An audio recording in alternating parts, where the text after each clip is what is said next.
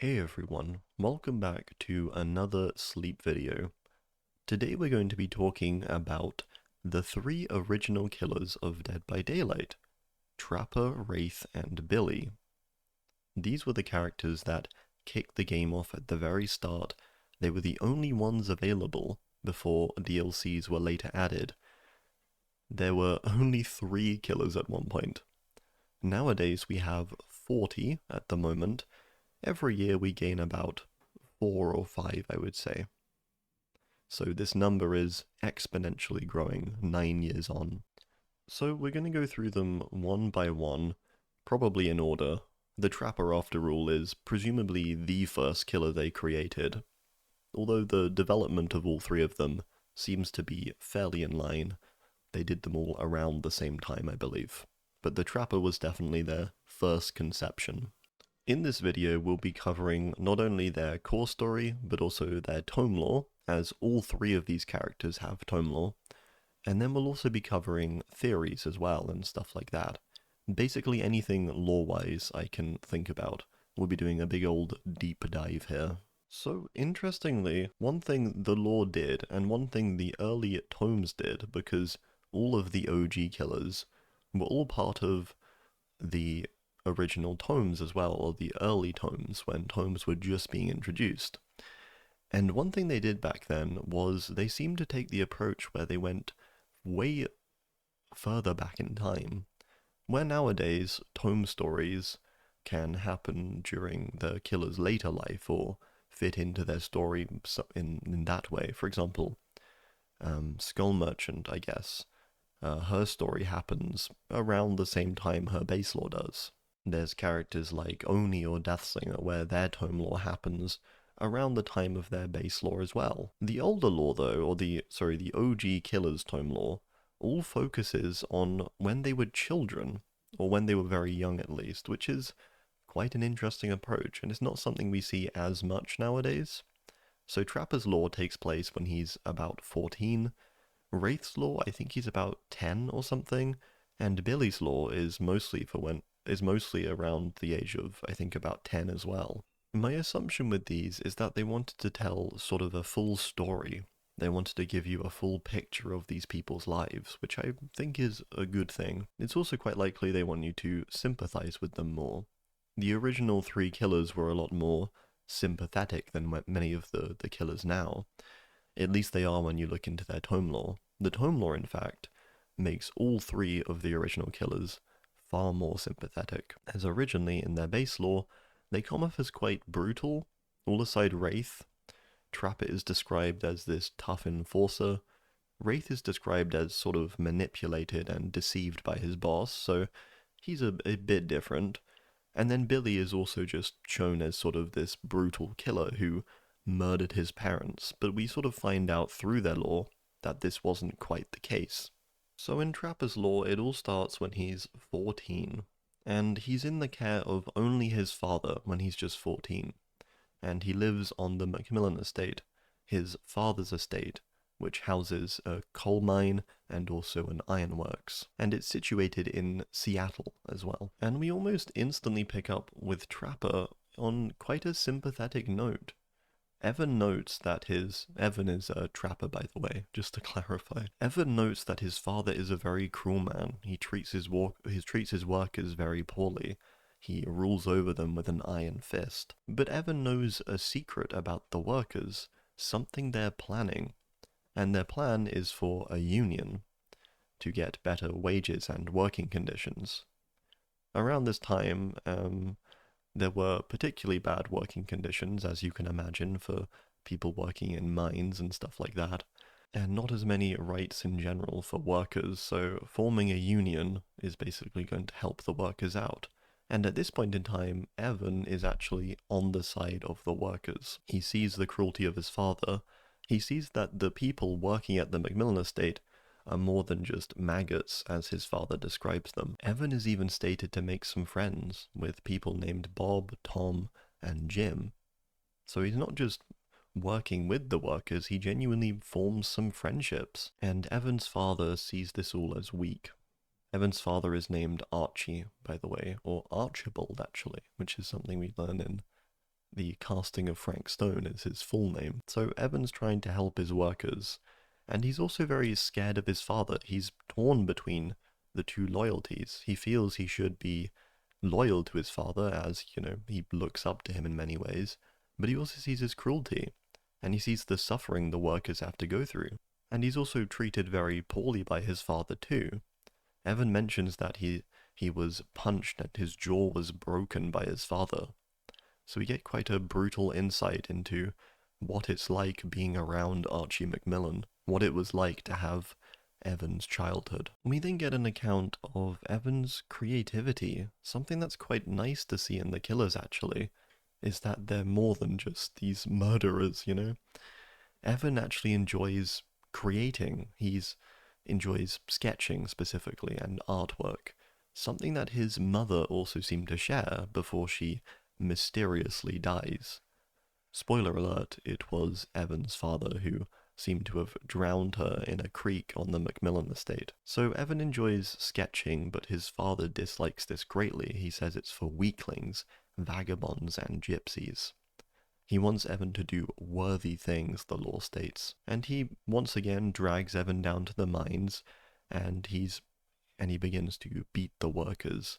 He shows Evan that these people, these maggots as he calls them, can be broken and can be made to do anything with enough punishment. And this seems to cause a reaction in Evan that sort of makes him think that this is what happened to his mother. Because at this point, Evan doesn't really know what happened to his mother.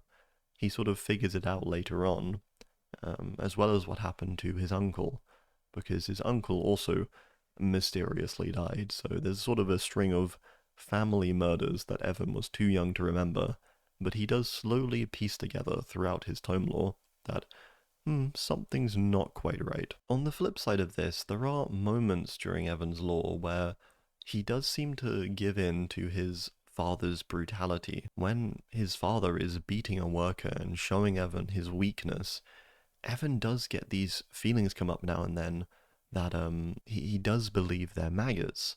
He believes his father's words. He sees his point. And this is sort of the core, I would say, of Evan's lore in general, is how torn he is between these two sides, between the sides of good and bad. Sometimes he's very altruistic, he's positive, he's artistic, he wants to help people. But there's another side to him that's very dark and is much more in line with his father. And this, unfortunately, is the side that often wins out over his calmer and more peaceful side. And this is likely just a result of the abuse he faced when he was young, that he follows in the footsteps of his father. He sees the weakness in others, and he feels weak himself whenever he's beaten. So as he watches this man get beaten by his father, the thought crosses his mind that this man is a maggot. It begins to get into his head, and Evan seems to sort of agree with his father in this moment. He sees his point, even though he seems to hate it as well. He even says he's becoming his father, and he's not sure if that's a bad thing. So Evan is a very confused young man at this point. At just 14, or I'm not quite sure how old he is, the tome lore seems to take place over a few years, to be fair. When we see him in the cutscene, he seems a bit older. He seems closer to 18, maybe. So I think his tome lore takes place over the course of a couple of years, possibly. The two of them spend some time out in the woods as well, and this is where Evan's power comes from, his bear traps, is the time he spent out with his father in the Macmillan woods, setting bear traps, trying to catch bears. And this is where Evan hears a story from his father too, about how Archie and his brother, or Evan's uncle, were attacked by a bear.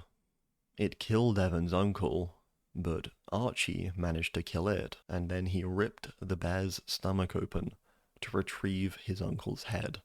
It's a pretty horrible story.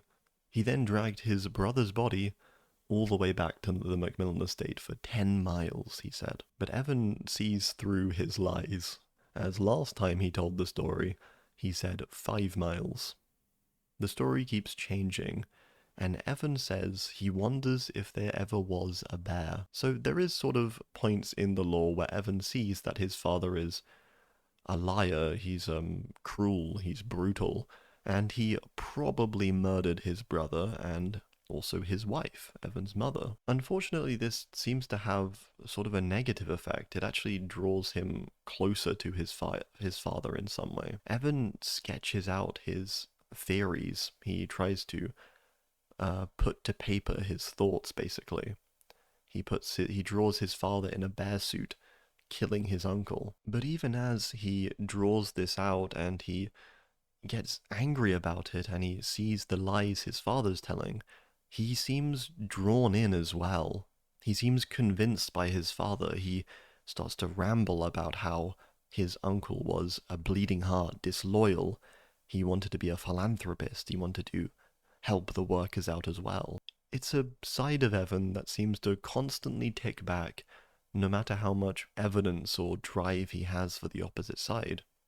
He's constantly flipping between these two sides of morality and immorality, I suppose. Evan thinks of ways he can kill his father. He stands over his bed with a rock and he considers dropping it on him. He considers causing an accident in the mines, causing a cave-in, which is, something he ends up doing eventually. He considers a hunting accident and things like that. But he doesn't follow through. He doesn't do it all because he loves him too much, it says. He owes him too much. Despite the hatred he has for his father, Evan very much loves him still and respects him and seems to want to be like him, even though he equally realizes that he's a horrible man. He's cruel and he's brutal. He seems to agree that despite all this, he has a point. Next, Evan sketches out his father in a bear suit drowning his mother. He doesn't believe the story about his mother's death. And he fondly remembers his mother too. She was beautiful, blonde hair, blue eyes, fun, full of compassion, the complete opposite of Archie Macmillan. And she was presumably drowned when out swimming in a creek of some kind or a river, it seems like. We also get insight into why Evan seems reluctant now to help the Union. It says he has friends, but he's never really had a friend. His father wouldn't allow it.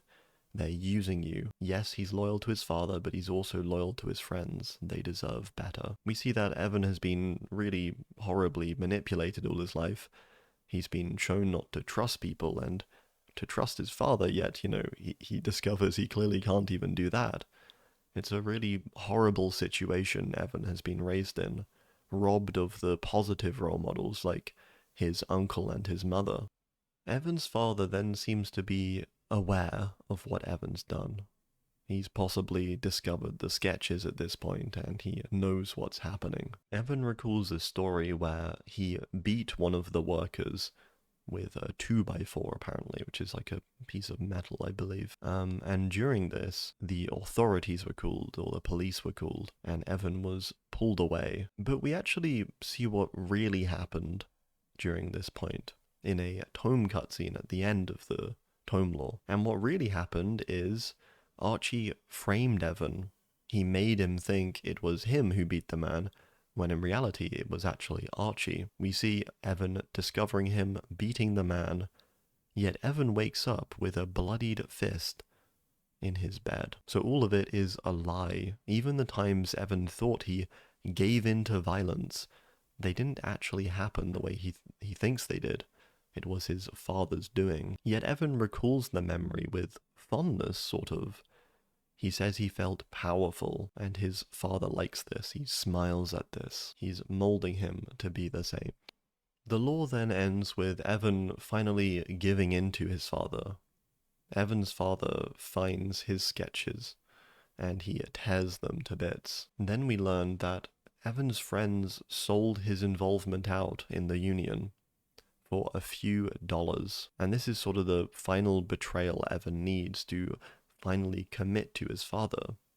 It's quite likely, though, that the workers didn't sell him out, and it's more than likely that Archie is just saying this to once again manipulate him, just another story to change the reality of things. Evan then sees the framed picture of Evan's mother being drowned above Archie's bed. Evan stares at his father in this moment and feels hate, but also respect. And this is where the tome lore ends off. So it sort of comes to an end at an interesting point. And I think the point of the lore is just to show the conflict within Evan, show the two sides he flips between, the struggles he has day to day of who to be, who to believe, who to trust, and ultimately how Evan's father removes every other positive influence in Evan's life, leaving him with only the influence of him, meaning he's eventually led down that path. Archie is a very manipulative man, of course, and a horrible influence for Evan. And so how Evan ends up eventually becoming his enforcer and causing the mining cave-in is not all too surprising. The base lore is very short. It just notes that Evan idolized his father, that the Macmillan estate was now worth a great fortune. And as Archie went into old age, Evan protected him from all the people in the nearby town of Weeks who wanted his wealth, and wanted him to die more than likely. This is when Evan snaps though, and it says Archie snapped as well, and the lore sort of has some ambiguity over whether Archie gave the order to Evan, or Evan was truly the one who made up his mind. I personally think it was Evan's doing, and I think it makes sense based on how torn he is throughout his lore, leading over 100 workers down into the Macmillan mines to seal them off with explosives and kill them all in what is stated as one of the worst mass murders in modern history. I think it was Evan's doing in this moment. It could have been Archie who gave the order, and after Evan did this, he sort of realized finally, oh, my father is evil, and now I need to kill him. But I do think it was Evan's doing in this constant feeling of being stuck between two places. But I do think the event did change him. He realized that his father was horrible and he needed to finally go, as directly after this, Evan's father is killed. But we don't really know how. He's simply found in the warehouse basement, starved and abandoned, and that's all we really know. My assumption is that he was caught in a bear trap first, and I say this because of the phalanx bone, the phalanx bone offering, which is the offering that sends you to the Macmillan estate. And this is described, and we get a bit more of an account about what happened to Archie. It says, Macmillan's skeletal remains were found in the basement of the mine's storehouse, his leg bone shattered into pieces and a mining hammer lying in his lap. So Evan either shattered his legs with a mining hammer, or he possibly stepped into a bear trap. Either way, his legs were damaged in some way.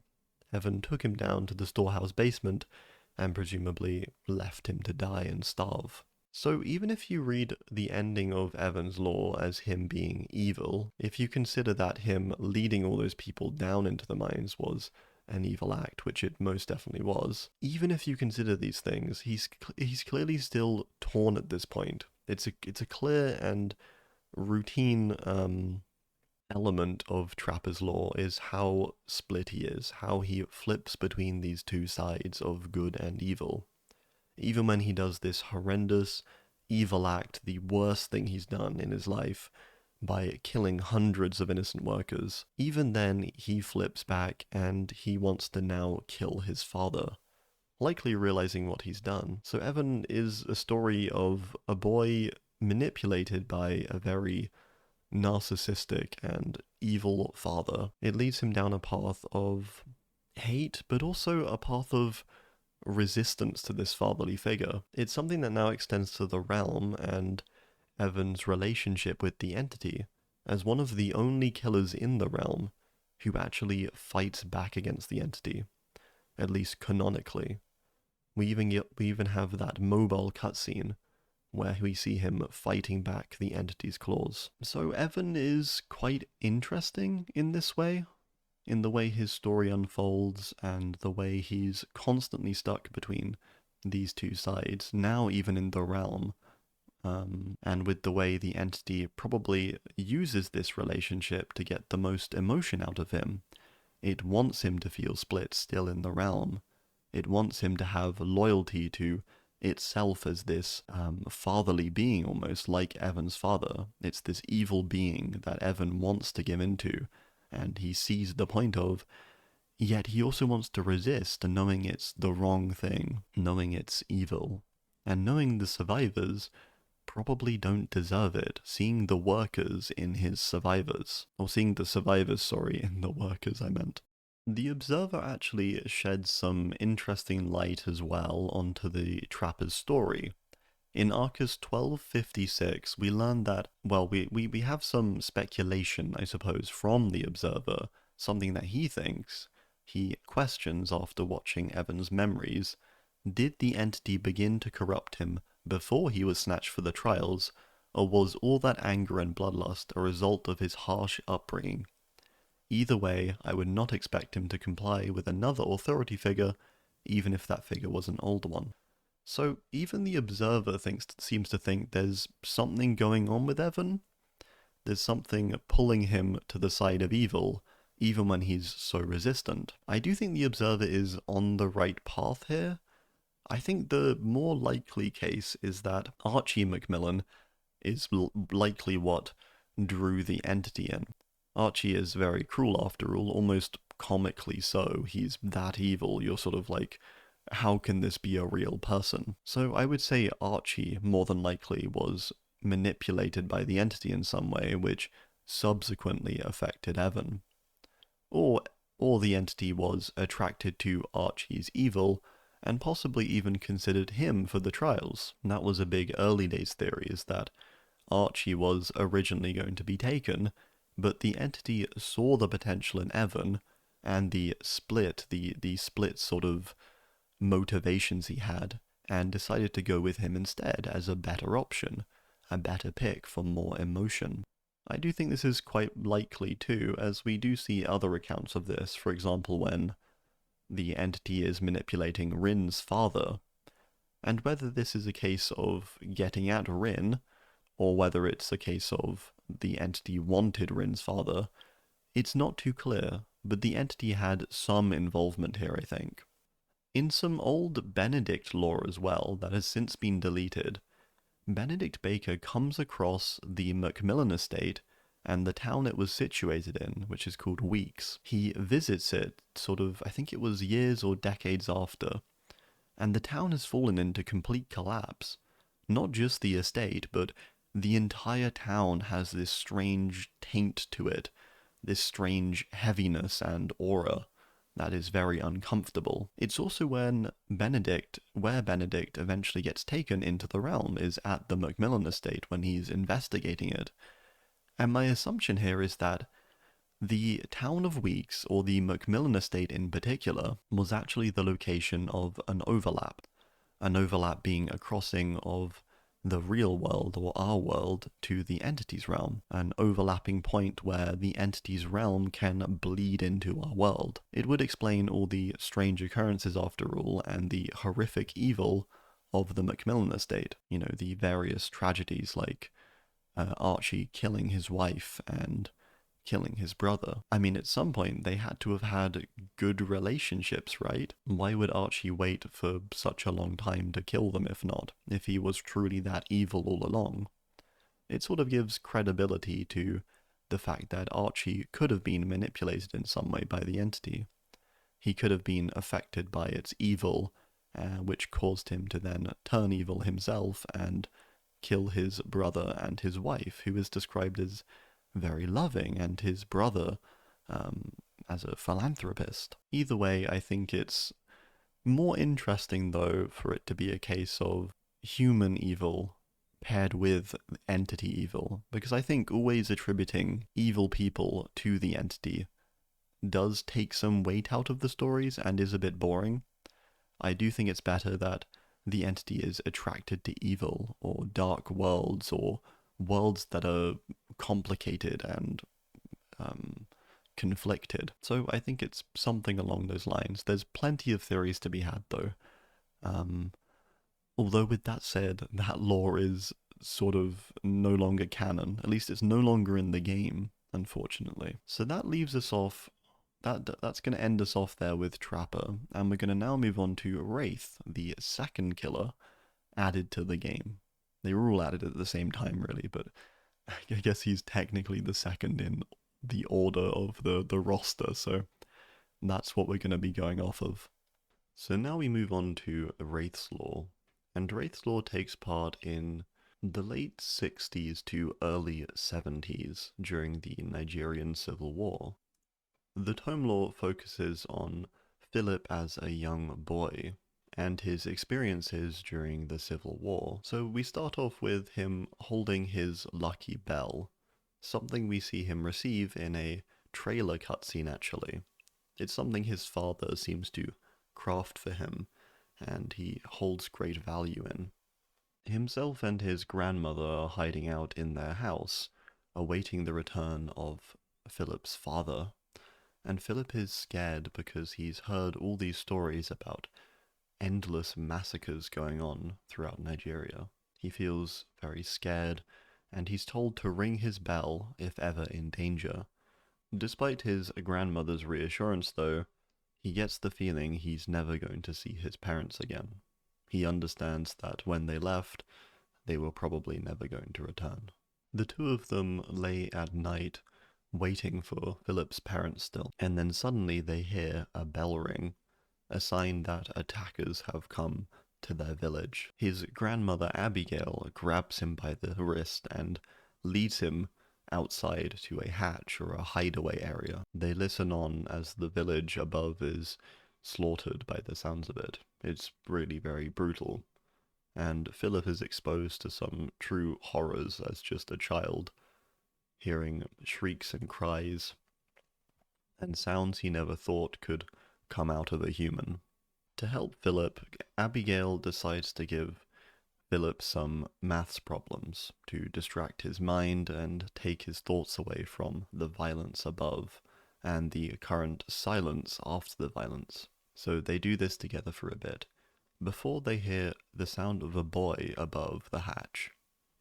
This causes Abby to want to go out and save him, but Philip is trying to convince her otherwise. She eventually goes, and Philip begins to feel the same thing he did for his parents, that he may never see her again. Philip is unsure of how much time passes. It says hours, days, weeks, he's not sure. He's just been surviving down in the hatch, doing maths problems and trying to simply forget what's happening. Eventually, though, the smell above, the stench of rotting bodies essentially, becomes too overwhelming, so Philip decides to go up and investigate finally. He goes out into the cold night, and by the remains of a body, he finds his father's bell. And someone asks, "What happened? You were supposed to keep a lookout. You were supposed to warn us." He takes the bell in his hands and he cries out for his grandmother, but he hears nothing back. He keeps screaming until a reply comes, but nothing ever does. He begins to wander village to village, and each village is the same: death and destruction, rotting bodies, burned down houses and cars and homes. And a vulture has even begun to spiral above him, waiting for him to die so it can feast on him. Just as he's about given up, he comes to a tree and sits under it, closes his eyes. But just as he's about to give up, he hears a voice like his mother's, and he opens his eyes to see a woman and some children staring back at him. She tells him to come with her, but he can't answer, he can't speak. She tells Philip that her name is Fananya, and to come with her, and she will keep him safe. Philip tells her, though, that he wants to die, he doesn't want to run anymore. And Fananya replies, "And that is why you must live. You must live to tell others what happened, to bear witness." So really it's a very brutal opening to Philip's life and lore, and it really does set the scene, I think. for the horrors he had to go through. Horrors that weren't even the entity's making, but just things that really did occur in the world as well. To go through this as not only just anyone, but also as a young boy is almost incomprehensible, I think. It puts an even darker spin on the fact that the entity eventually takes such a close watch over him. It wants to have him in the realm so badly. All this time he's been followed by this evil, I think. And there's a specific moment later on where we actually seem to see when the entity actually takes hold. Fernanya gives Philip some I think some crayons it was, or some pens of some kind to start drawing. And she tells Philip and the other children that drawing can help you take your mind off of things. But this doesn't exactly go to plan, I think. And Philip is sort of generally a bit frustrated by these things. He says he doesn't want to do maths, he doesn't want to draw, he doesn't want to do anything but wake up from this nightmare. And there's another boy named Emeka, and he draws a picture of his village, sorry. But the only color he uses is black. And Fernanya says she doesn't understand why. She says it's as if he's stopped seeing color. Philip walks outside the house they're staying in and finds Nikki and Chica, the other children. He shows them his father's bell, but he's not so sure it's lucky anymore.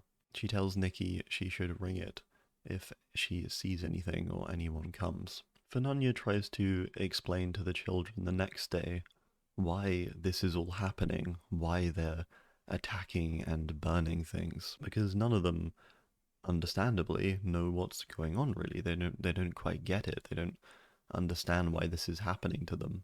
And Philip says he wants them all to be killed. He wants them to pay for their murders and anyone who profits from it.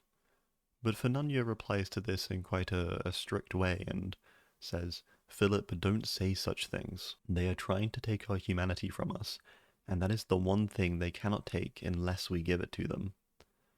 And Philip's reply is, "I don't want a sermon, I want my family back. I want them to pay for what they did." And Fernanya replies, "Pray to the angel of mercy that we survive, so that we may bear witness." And then Philip finally replies, "I'd rather pray to the angel of death and watch them suffer. Forgive and be forgiven. I can't, I hate them. How can they take money to do such things?" And she says, "There will be justice, Philip. They will not get away with their crimes." And he doesn't say anything to that. He's seen so far that everyone has gotten away with the atrocities they've committed. And he says she can pray for mercy all she likes, but he'd rather pray for vengeance. These prays for vengeance too could very well be where the entity comes in as well. Him praying to the angel of death, after all, is more than likely an entity type creature is going to respond to that, seeing as that's a reality in this world. Finally, it's the night where Philip has to take watch outside, and so he takes his father's bell, ready to ring it, but he hasn't slept in days, and he begins to slowly fall asleep. He then awakens in the morning, and to a very horrible sight. He gets to his feet, and he looks for Fernanya and his friends, the other children. And slowly he finds pieces of them, one by one.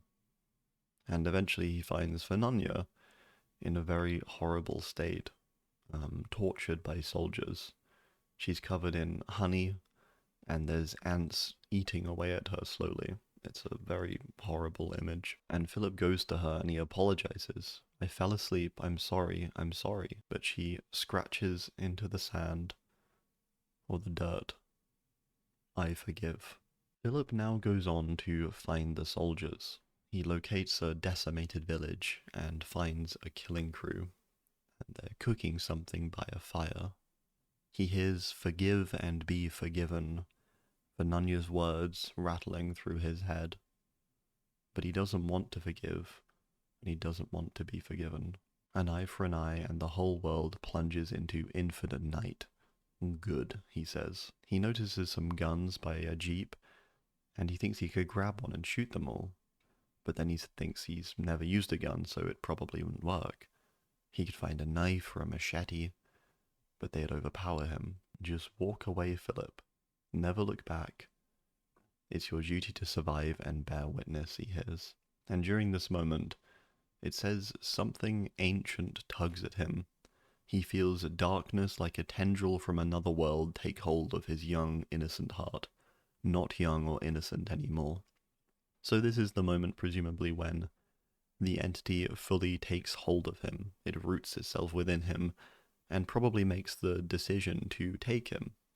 It doesn't take him for another 10 or so years after this, when he finally moves to America and kills his boss eventually, but from this moment, it seems the entity is now fully involved and probably influencing him, pushing him over the edge, and pushing him toward violence.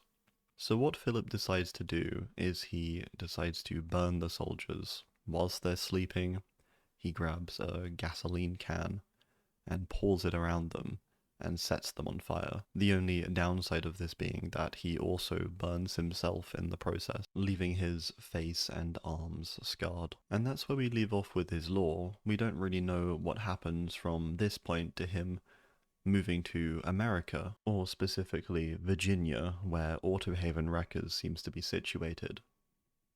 The lore simply picks up the main lore, the base lore, picks up with Philip Ajomo came to this country without anything than hope for a new beginning. So I think when he's moving over to America, he's likely just looking for a fresh start, a place to begin anew, and a place to hopefully live a simpler life, as that's all he wanted working at Autohaven Wreckers. It even states this, basically, that he was happy he got a job at Autohaven Wreckers, and although he does see this slightly seedy underbelly to it, he sees that there's cops that turned a blind eye when bribed, so he knows something shady is going on, but he doesn't investigate. He keeps to himself, and he doesn't want to get involved. He just fixes cars and handles the crusher. It's only until one day when he comes across one of the crushed cubes he's been crushing with the crusher, and he sees blood running out from it. And he goes to open the trunk of a car.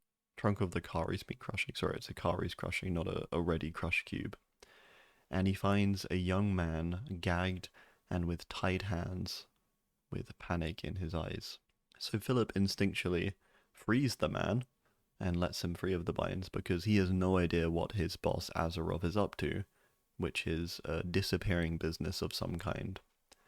Azarov would be paid to crush various people in the crusher and hide their bodies in the metal cube throughout Autohaven. This was presumably a sort of a service he provided for criminals and, I don't know, maybe gangsters of some kind, that sort of thing, I'd imagine. We don't really know too much about Azarov, aside that he's just a very evil man. There's certain flavor text, for example, in Blood Lodge that seems to reference he had some kind of basement where he would potentially keep these people before they were sent to the crusher. There's just a lot of disturbing things about him and the entire Autohaven Wreckers sort of yard. Nothing is good about this place, and it's sort of horrifying Philip ever came to work here. And it does make me think that it was down to the entity. The entity led him in this direction. It tried to make him eventually end up here and end up as he did under the employment of Azarov. I think ever since it took a hold of him all those years ago, it likely guided him towards someone like Azarov, knowing the outcome. So Philip's boss, Azarov, comes over and slits the man's throat he's just found in the trunk. Philip demands answers from him, and Azarov just sort of directly explains to him, "You've been an executioner. You've been crushing people for me and my clients. You've been providing a disappearing service for me and them. And Philip is furious. He's overwhelmed with anger. He throws Azarov into the crusher and lets it slowly crush him before grabbing his head and pulling his head and spine clean out of his body. It's an act of great strength, actually. It's quite impressive being able to do that. So possibly there was some entity influence there too. And then the law ends off in an interesting way, simply saying that he left and was never seen again. So overall, it's a very interesting piece of lore, I think, as a whole. And similar to Trappers, we get to see a full story of his life, or at least a much more wider accounting compared to lots of other killers where it mainly focuses on their adult life. A key part of all these killers is their life as a child and how it affects them, the things that happen to them that mold them into who they are in the future. And I think what's so sad about Wraith in particular is his constant resistance to what is going on around him. During the Civil War, he wants nothing to do with it. He wants to move on until he's pushed to the very edge and he wants revenge. Even at Autohaven, he sees sort of the evil going on, but he simply wants to just live a life. It makes you feel very bad for him. It seems he can't escape this evil. First, from the circumstances of his home in Nigeria, and later due to the entity or Azarov. Whatever happens in his life, there's always something holding him and drawing him toward darkness and evil. A recurring part of the tome lore, of course, as well, is the Lucky Bell, which is actually his power now in the realm. It's an item the entity seems to have transformed for use in the trials. It's interesting too because before it was a lucky bell, but eventually it seems to slowly lose its luck, with the purpose of the bell being to warn. I think this is its use in the trials too. Him ringing the bell is a mercy. It's the thing he was supposed to do for his village, the sign that someone was coming. The thing he was supposed to do for Fanunya and the children as well. He was meant to warn them. So I think although Wraith is broken by the time of the realm, and he has given in, and he's a shell of his former self, he does still give the survivors this one kindness. He rings his bell to warn them that he is coming to kill them, something he never managed to do for others, and something really he never should have had to even be responsible for. But it's a conscious choice now, I think, to ring that bell.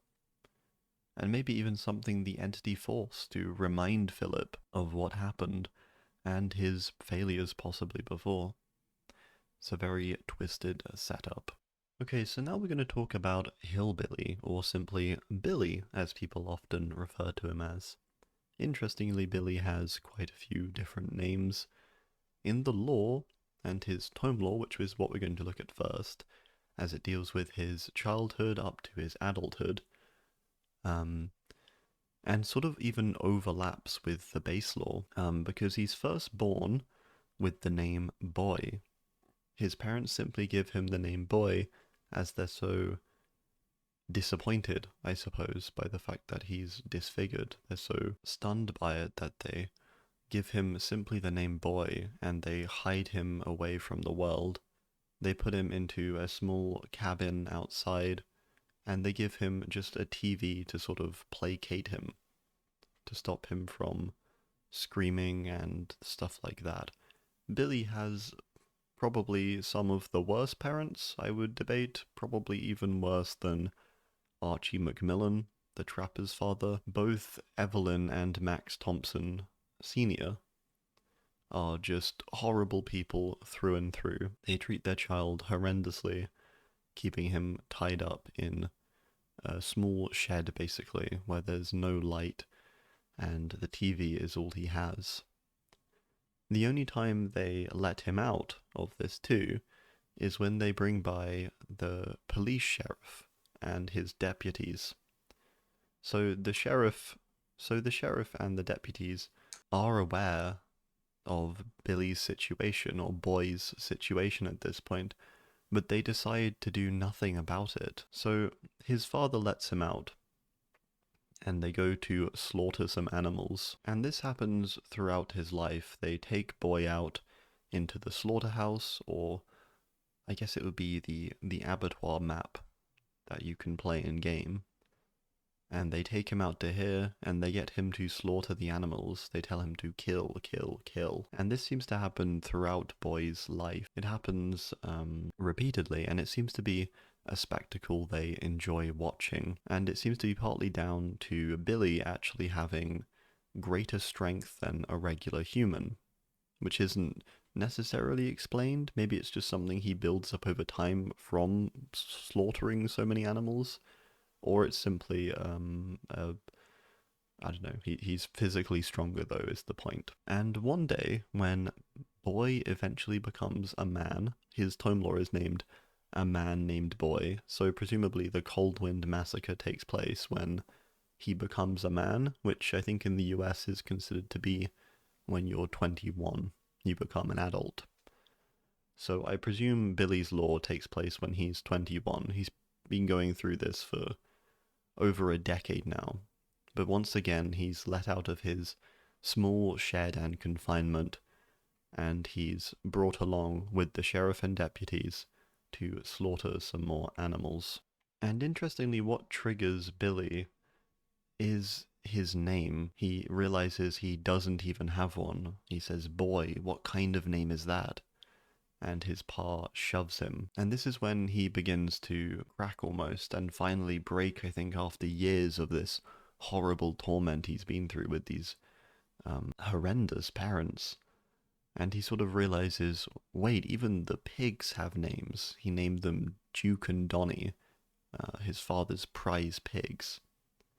And he realizes they care more about the pigs than they do about him, and it makes him snap in a rage. And as he's being goaded into killing more animals again, to slaughtering more of the animals, suddenly he goes into a blind rage. All he sees is blood, and before he knows it, the sheriff is shouting at him, saying, "You killed my boys, my men." And Billy has just basically slaughtered the police deputies, essentially. Not only that, but he's also killed his father. And Billy pushes the police chief, or the sheriff, to the side, and he runs off into Coldwind Farm, and seemingly some nearby woods, as in the tome cutscene, we sort of see him running through a wooded area of some kind. And this is what begins the Coldwind Massacre, which seemed to have been sort of a secret event, as it's mostly a hunt for Billy on Coldwind Farm. So from this point on, the sheriff calls in some more deputies, and himself and the deputies are hunting for Billy. As Billy tries to escape and evade them, he eventually takes them down one by one, brutally killing them, and finding enjoyment in it. And I think this is the true tragedy of Billy. Whilst you can find maybe a slight satisfaction in his revenge, it's also heartbreaking because Billy should have never been this way. We see from the start that he's quite sensitive in his early life. He's very broken. He watches certain TV programs. For example, he watches like a Superman program of some kind, and he wonders why his parents aren't like Clark Kent's. They're much more immoral, and they don't treat him well, and it confuses him. And it makes you see that, you know, deep down he's a normal boy. It's not that he was born evil. It was very much his surroundings that brought him to becoming a monster. But as you see him slaughter these deputies, it does make you realize too that he is very much a monster now, despite all of this. He has given in to this anger and hatred, and now he genuinely does enjoy killing even people after a life of being forced to slaughter animals. He has become the monster that his parents believed him to be, And it's this horrible tragedy, really. So he slowly makes his way through the woods, picking off various deputies and killing them one by one. And eventually he gets to the sort of the family house, the Thompson house, and he confronts his mother, and he tries to speak to her. He asks what his name is, what his true name is, what was he meant to be called instead of boy. And he also just asks, why did you hate me? It's really just very heartbreaking. He asks why the pigs got names, why didn't he get a name? Why didn't he get a name? And finally, again, he asks, what's my name? But unfortunately, this doesn't really get across, at least in coherent language, as Billy's unable to talk due to his disfigurement and, well, likely also just never being taught. I think it's sort of a combination. Instead, he just lets out a series of sort of grumbles and growls, I think, that kind of thing. And it's just horrible. And Billy kills his mother in this moment. And he seems to not really do it on purpose. He sort of seems to half want to do it, half not really want to. He seems to sort of still have a closer tie to his mother that makes him feel like there's a chance that she still does love him, even though I think that's very unlikely based on how she treated him. Once again, he rushes out into the woods after doing this, leaving his mother dead on the floor. As he's being hunted, the sheriff sort of continues to goad and continuing to try to anger Billy. He tells him about all of these times as a kid and of what his parents would do to him. They said they tried to kill you. They spilled boiling water over you and blamed it on you, saying you were clumsy. They would shout in his ear too loudly to try and, damage his hearing. It's just stuff like that, and it's just utterly horrendous to hear about. And it doesn't seem like the sheriff is lying in this moment. It seems very much in line with what we know of the Thompsons, of Max and Evelyn Thompson. And Billy hears even more deputies coming, so the sheriff has called in backup, or the chief has called in backup. So Billy picks through them one by one. He kills a number very brutally in really horrible ways, and he gains a lot of enjoyment from what he's doing. He enjoys the process of killing the deputies and hearing the chief's reaction to finding various parts of them and the remains of them everywhere. Eventually, the chief shouts out, "Boy, you want to know your name? I knows it. Come out and I'll whisper it in your useless, mangled ear." And the chief has already sworn he's going to keep hunting Billy. He's going to bring in dogs and anything he can to try and capture him. And Billy does want to know his name, or at least there's always a name he wanted, which was to be Max Thompson Jr., which is very sad, I think, in a lot of ways, that even with all of the horrors and torture his father put him through, all he really wanted was just to have his name, to be his son. It's hard to read, honestly. He then recalls a memory, a day where he's sitting at the table with his father and mother, and things seem good until he speaks, and his speech upsets his mother. She beats him across the head with a belt and pours hot sauce down his throat and tells him to never speak again. And this is sort of the revelation point Billy has, is that he was never born a monster. It wasn't his fault. He was made in a crucible of hate, cruelty, and abuse, he says. Hot sauce and belts, that's the stuff of monsters. But despite this, he does seem to maybe even have awareness that what he is doing is monstrous, but it seems a little too late, unfortunately. The chief keeps trying to goad Billy and keeps trying to draw him out by convincing him he will tell him his true name. He says, "Your pa gave you a name before he realized you were a crooked freak of nature. Your name shames him. That's why he hides you. You want to know your name? Come out with your hands up and I'll tell you. But he doesn't give in. He kills the chief, and he says, I have a name. And this seems to be a moment where he almost reclaims Max Thompson Jr. as his name, seemingly. And he kills the sheriff and says, see my worth now. He also has to fight off a few dogs too. And he returns to the house, the Thompson house, and the place he feels he should have lived and should have had a happy life in. And from here he seems to live out on the farm for an unspecified amount of time and slaughters the animals. He kills the prize pigs and eats them. He seems to slaughter the farm animals more widely, presumably just out of a rage, and partly, again, because he has become monstrous by being treated like a monster all his life.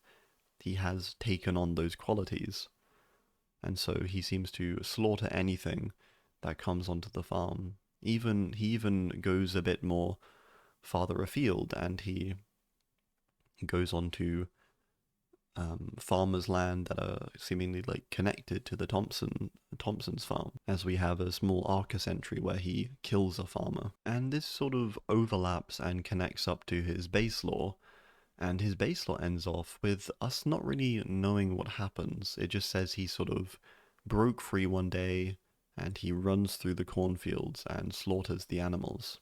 Whereas the Tome Lore seems to frame it more so that he lived there, and maybe did kill the animals, but didn't sort of sustain them in the same way. But he may have lived there for a long time before he was taken, but it's not particularly clear, I would say. It's enough time, after all, that the Thompson house falls into great disrepair before it's eventually sold off with Billy's disappearance. It was quickly settled and the land split up and sold off, it says. But the only thing there was never a buyer for was the farmhouse, as there was the sound of a chainsaw on hot summer nights. So the place seems sort of haunted. It seems therefore too that the time the entity enters into Billy's life, interestingly, compared to Trapper and Wraith's, where the entity appears to sort of take note of them much sooner. For Wraith, it grabs a hold of him when he's maybe just 10 years old.